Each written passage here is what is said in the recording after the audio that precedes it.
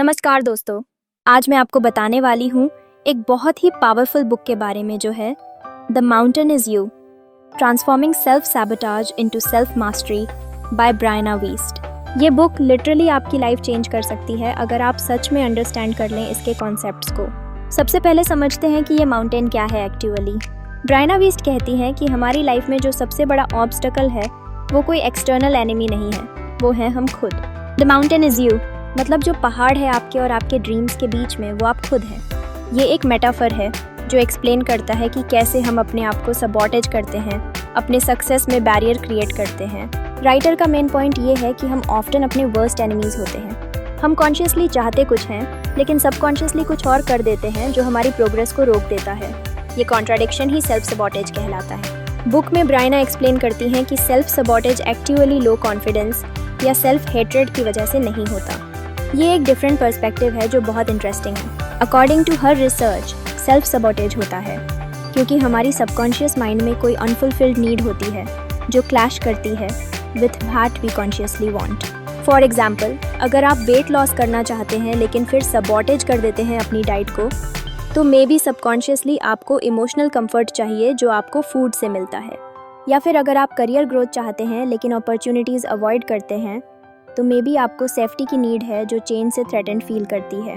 Book में clearly mention किया गया है कि self sabotage is that happens when we refuse to consciously meet our innermost needs, often because we do not believe we are capable of handling them.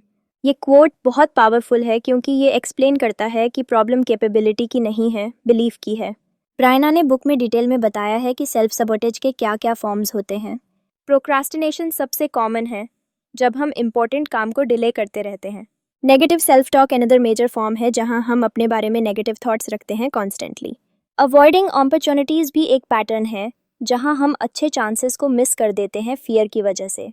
ये सब behaviours rooted होते हैं fears या insecurities में। बट इंटरेस्टिंग बात यह है कि ये बिहेवियर्स एक्चुअली प्रोटेक्टिव मैकेनिज्म्स हैं हमारी सबकॉन्शियस माइंड के लिए। मतलब हमारा माइंड सोचता है कि ये बिहेवियर्स हमें सेफ रख रही हैं इवन दो कॉन्शियसली हम जानते हैं कि ये हमें हार्म कर रही हैं।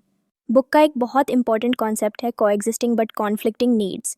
ये एक्सप्लेन करता है कि हमारे अंदर सिमिल्टेनियसली दो अपोजिट नीड्स एग्जिस्ट कर सकती हैं। जैसे एक पार्ट ऑफ यू ग्रोथ चाहता है, सक्सेस चाहता है, लेकिन दूसरा पार्ट सिक्योरिटी चाहता है, कंफर्ट जोन में रहना चाहता है। ये इंटरनल कॉन्फ्लिक्ट क्रिएट करती है सेल्फ सबॉटेजिंग बिहेवियर्स। इसलिए हम रेजिस्ट करते हैं चेंज को even when we consciously want to change. हमारी सबकॉन्शियस माइंड चेंज को थ्रेट की तरह परसीव करती है और प्रोटेक्टिव मोड में चली जाती है। राइटर ने माउंटेन क्लाइंबिंग का बहुत ब्यूटीफुल मेटाफर यूज किया है throughout the book.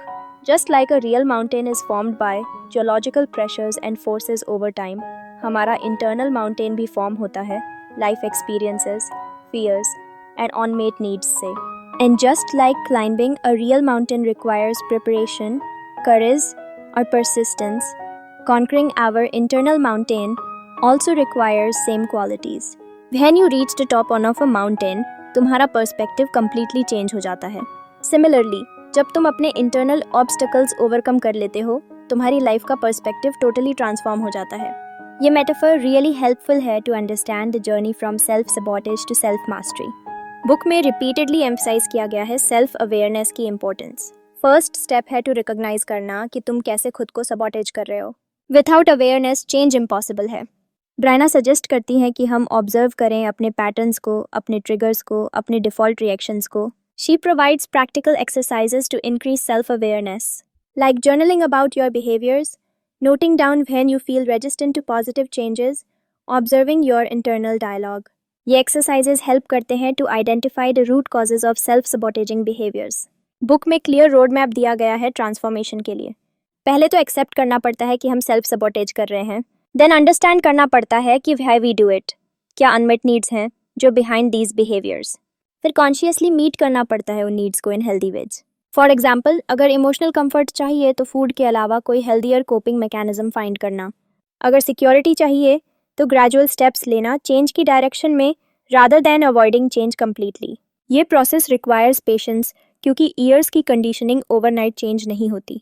Briana ने इनकॉर्पोरेट किए हैं माइंडफुलनेस टेक्निक्स और psychological concepts to make the transformation process more effective. Mindfulness helps in staying present and observing your thoughts and behaviors without judgement. ये create करता है space between stimulus and response, जहाँ तुम conscious choices कर सकते हो rather than reacting automatically. Psychological techniques include cognitive restructuring. Here you challenge negative thought patterns and replace them with more realistic and positive ones.